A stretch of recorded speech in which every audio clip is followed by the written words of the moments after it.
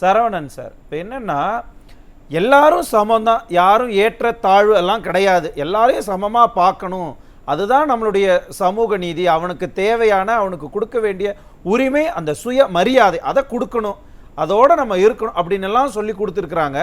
அதை யார் அரசியல் ரீதியாக தமிழகத்தில் மக்கள்கிட்ட அணுகிறாங்க? திமுகவா அதிமுகவா? ஏன் இன்னைக்கு தந்தை பெரியாரோட 146வது பிறந்த தினம். அவருடைய சிந்தனைகளை பற்றி நம்ம பகிர்ந்துக்கணும்னா அந்த நேரமே பத்தாது. அரசியல் ரீதியாக மக்களுக்கு உண்மையாக பெரியாருடைய தத்துவங்களை, அவருடைய சிந்தனைகளை செயலாற்றி இருப்பதுன்னு பார்த்தீங்கன்னா அது வந்து அதிக முறை தமிழகத்தை ஆண்ட அனைத்து இந்திய அண்ணா திராவிட முன்னேற்ற கழகம் தான். 4 புரட்சி தலைவர் தொடங்கி அவனுக்கு புரட்சி தலைவி அம்மா, அவரை தொடர்ந்து புரட்சி தமிழர் எடப்பாடியார் என்ற கழகத்தின் பொதுச் செயலாளர், இவங்க தான் பெரியாரின் கொள்கைகளை அண்ணா வழியை எடுத்து கொண்டு போய்கிட்டு இருக்காங்க மக்கள்கிட்ட. இது சமூக நீதி. அதை எடுத்து அந்த ஒரு கேட்டகரி நீங்க எடுத்தீங்கன்னா, நம்மளுடைய புரட்சி தலைவர்கள் 50% இடஒதுக்கீடு கொண்டு வந்தார். அவரை தொடர்ந்து அம்மா 69% இடஒதுக்கீடு கொண்டு வந்து திராவிட இயக்கத்துடைய பெருந்தலைவர் ஐயா வீரமணியே சமூக நீதி காத்த வீராங்கனை அப்படின்ற ஒரு பட்டத்தை அம்மாவுக்கு கொடுத்தாங்க. அவர்கள் வழியில் வந்த புரட்சி தமிழர் வந்து நீட்டு புரட்சியை இந்த மத்திய அரசு சட்டமாக்கின பொழுது 7.5% அரசு பள்ளி மாணவர்களுக்கு மருத்துவ கல்வியில இடஒதுக்கீடு கொடுத்து அதுலேயும் வந்து ஒரு சமூக நீதியை வந்து அவர் வந்து நிலைநிறுத்தி இருக்கிறார். இன்னும் பார்த்தீங்கன்னா அம்மாவோட காலத்துல இன்றைய சட்டமன்ற உறுப்பினர், அன்று சட்டமன்ற உறுப்பினர் வந்து சபாநாயகராக அண்ணன் தனபால் அவர்களை வந்து அம்மா முன்னிறுத்தினார்கள். எவ்வளவு பெரிய ஒரு இடத்த கொடுத்துருக்காங்க பாருங்களேன், பட்டியலின மக்களுக்கு ஒரு இடத்த கொடுத்துருக்காங்க. அவர் சபாநாயகர் இருக்க உள்ள வரும்பொழுது முதலமைச்சரே எழுந்து நின்று வணங்க வேண்டும், அத்தை ஒரு இடத்தை கொடுத்துருக்கிறார். இந்த இடத்துல நம்ம திமுகவை குறிப்பிடணும்.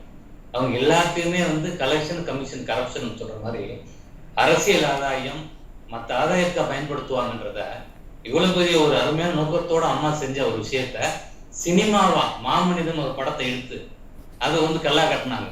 அதுதான் திமுக. பெரியார் கொள்கையை எப்படி விற்கிறது, எப்படி காசா மாத்துறது, இதுதான் திமுக. இல்ல சரவணன் சார், என்னன்னா இப்ப அதிமுக கொள்கை ரீதியாக பட்டியலின சமூகத்தை சேர்ந்தவங்களுக்கு அங்கீகாரம் கிடைக்கணும் அப்படின்னு நீங்க ஒரு நடவடிக்கை எடுக்கிறீங்க. அதிமுகவுடைய அப்போதைய பொதுச் செயலாளர் மறைந்த முதலமைச்சர் ஜெயலலிதா அதை பண்ணினாங்க. ஆனா அதே மாதிரி திமுகவும் பண்ணணும் அப்படின்னு எதிர்பார்க்க முடியுமா? இல்ல பண்ணணும்ல. ஏன்னா வந்து அண்ணா தொடங்கிய கட்சி இல்லையா திமுக. அதனால வார்த்தைக்கு வார்த்தை முதல்வர் சொல்லுவார்ல, மேல மேய்க்க பிடிச்ச உடனே சமூக நீதி சமூக நீதினு சொல்லிட்டே இருப்பார் இல்லையா. முத்துவேல் கருணாநிதியோட மகன் சமூக நீதி காப்பேன்னு சொல்லிட்டே இருப்பாங்க. அப்ப அவங்க என்ன செஞ்சிருக்கணும்? இன்னைக்கு கூட அவங்க கட்சியில கூட பஞ்சாயத்து ஓடிக்கிட்டு இல்லையா, துணை முதலமைச்சர் கொண்டு வரணும்னு. அது சமூக நீதிப்படி அதை கடைபிடிக்கிறாங்களா? இந்த நேரத்துல பெரியாருடைய 146வது பிறந்த நாள்ல ஒரு சொல்லுரை எடுத்துக்கிட்டோம். துணை முதல்வராக நாங்க வந்து ஐயா துரைமுருகன் அறிவிப்போங்க நாங்க, இல்ல பட்டியலின மக்களை சேர்ந்த ஒருத்தர் துணை முதல்வர் அறிவிப்போம் செய்வாங்களா? இல்ல பெண்கள் உரிமைக்காக போராடினாரே தந்தை பெரியார் அவர்கள், குடும்ப அரசியல் கூட பண்ணிட்டு போங்க, அதுல கனிமொழி அவர்களை வந்து கொண்டு வந்து கட்சியோட தலைமை பதவிக்கு கொண்டு வருவாங்களா?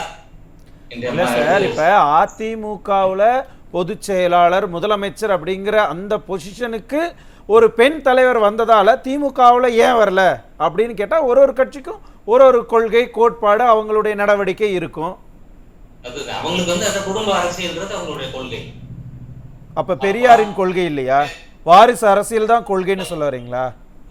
பெரியார் கொள்கைகளை விற்கிறாங்க, அதை வந்து பணமாக மாற்றுறாங்க, பதவியாக மாற்றுகிறார்கள். திமுக அதை தான் செஞ்சுட்டு இருக்காங்க. பெண் உரிமைக்காக பாத்தீங்கன்னா பெரியார் உடைய போராட்டங்களை அடுத்து மக்கள்கிட்ட கொண்டு போனதே விஷயங்களே வந்து அதிமுக.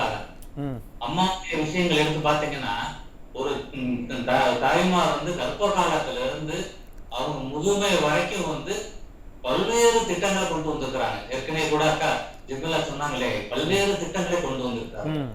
முக்கியமான திட்டம் கிராமப்புற பெண்களுடைய பொருளாதார மேம்பாடு, ஜெண்டர் ஈக்குவாலிட்டிக்காக கறவை மாடு ஆடுகள் கொடுத்த விஷயமாக இருக்கட்டும். இன்னும் பெரியார் சொன்ன தந்தை பெரியார்கள் சொல்லி இருக்கக்கூடிய விஞ்ஞான ரீதியாக அறிவியல் ரீதியாக விஷயங்களுக்காக அம்மா நிறைய திட்டங்களை கொண்டு வந்தாங்கல்ல. ஒண்ணு வந்து பிள்ளைகளுக்கு 54 லட்சம் மடிக்கணினி கொடுத்தாங்க. அது வந்து வெளிநாடுல இருக்கக்கூடிய பத்திரிகை எடுத்து காட்டக்கூடிய அளவுக்கு ஒரு உன்னதமான தொலைநோக்கான திட்டம் அப்படின்ற ஒரு திட்டம் அது. இன்னும் ரெயின் வாட்டர் ஹார்வெஸ்டிங் கொண்டு வந்தாங்க.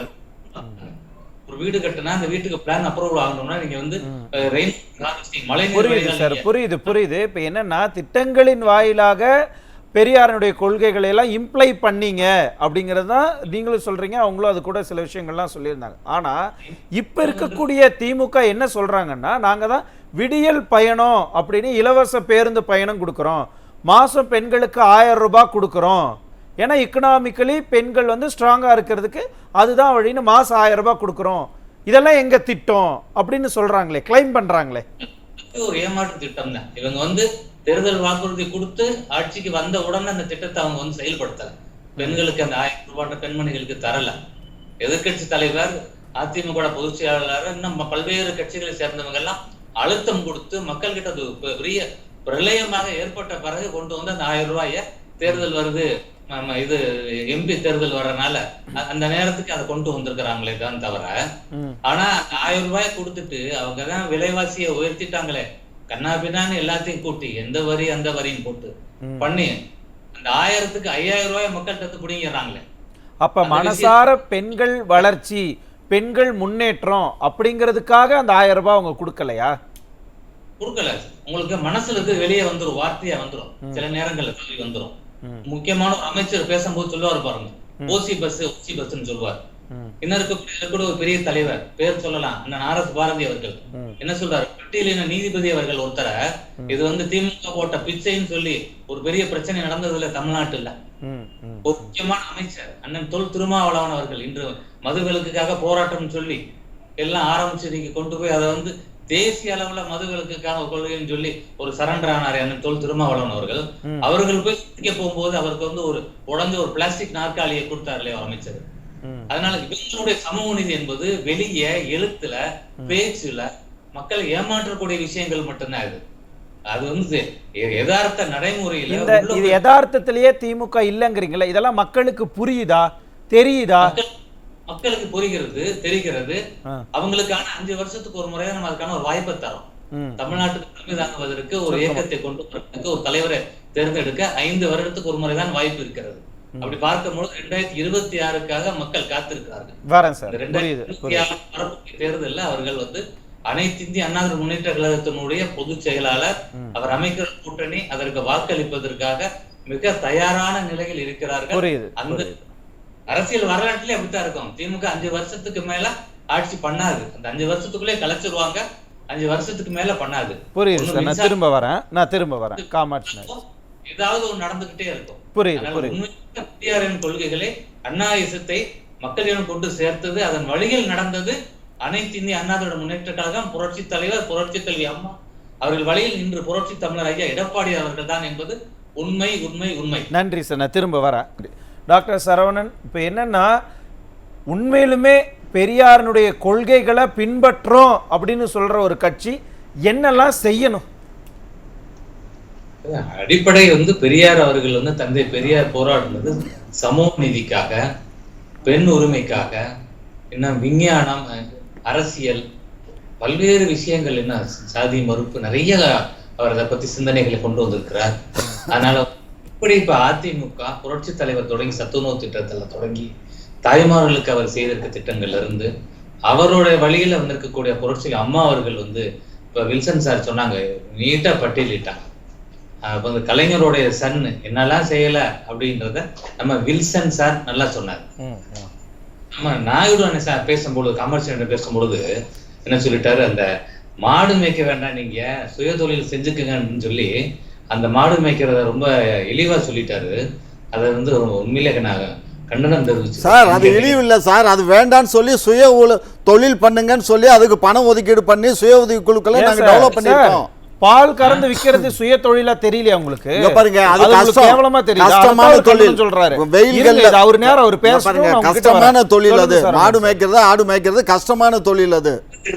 கேளுங்க, ஃபாரின்ல ஐடி படிச்சுட்டு போய் ஃபாரின்ல வேலை பார்த்த எத்தனையோ பேரு அந்த வேலையை விட்டுட்டு வந்து இங்க கறவை மாடுகள் வைத்து இயற்கை விவசாயங்கள் செஞ்சு பொருளாதார ரீதியாகவும் நல்லா இருக்கிறாங்க, நாட்டுக்கு நல்லது செஞ்சுக்கிட்டு இருக்காங்க. 1.5% சார், அது 1.5%. பசுமை புரட்சின்னு ஒரு வார்த்தை இருக்கு, அதெல்லாம் தெரியுமா? அதெல்லாம் தெரியாது. யாரு பசுமை அவரோட நேரம் சி சுப்பிரமணியன் கொண்டு வந்தார், சொல்லுங்க. நாயுடு சார் மாதிரி இப்ப வந்து இவங்க எல்லாம் வெளிநாட்டுல போய் இங்க பணத்தை கொண்டு போய் பதுக்கிறதுக்கு போய்கிட்டு இருக்காங்களே தான் தவிர இங்க இருக்கக்கூடிய டெவலப்மெண்ட் வேண்டாம் சார், நீங்க இப்படி பேசாதீங்க. யார் வேணாலும் பேசலாம், பேசக்கூடாது இந்த வார்த்தை. சொல்லுங்க சார். அதனால நீங்க என்ன சொல்றீங்கன்னா, இந்த மாதிரி திட்டங்கள் எல்லாமே வந்து அதிமுக பீரியட்ல மக்களுக்கான சாமானிய மக்களுக்கான கட்சி நான் பண்ணல. அதிமுக தான் யாரும் சொல்லுவாங்க. திமுக வந்தா சாதிய மோதல் இருக்கும், கலவரம் இருக்கும், சட்டம் ஒழுங்கு சீர்கேடு இருக்கும், பெண்களுக்கு பாதுகாப்பு இருக்காது, பாலியல் தொந்தரவு, எல்லா பிரச்சனையும் பாத்தீங்கன்னா இந்த திமுக ஆட்சியில தான் இருக்கும். இன்னைக்கு கூட வாட்ஸ்அப்ல வந்திருக்குது, திமுக கொடி கட்டுன ஃபார்ச்சுனர் கார்ல போய் ஆட்டுக்குட்டிய 3 ஆட்டுக்குட்டியை பிடிச்சி உள்ள தூக்கி போட்டுட்டு போயிட்டு இருக்காங்க. இதுதான் சார் திமுக. நீங்களே சொல்லிட்டீங்கல்ல, கொடியை கட்டிட்டு போய் பண்ணிட்டாங்க. அப்ப இதுல இருந்து தெரியுதா எங்க கொடியை கட்டி திருடுறான். இன்னைக்கு வாட்ஸ்அப்ல வைரலா போய்கிட்டு திருடுறான். கொடி ஃபார்ச்சுனர் கார் வந்து. நன்றி சரவணன் சார், புரிஞ்சிருச்சு. நான் வரேன்.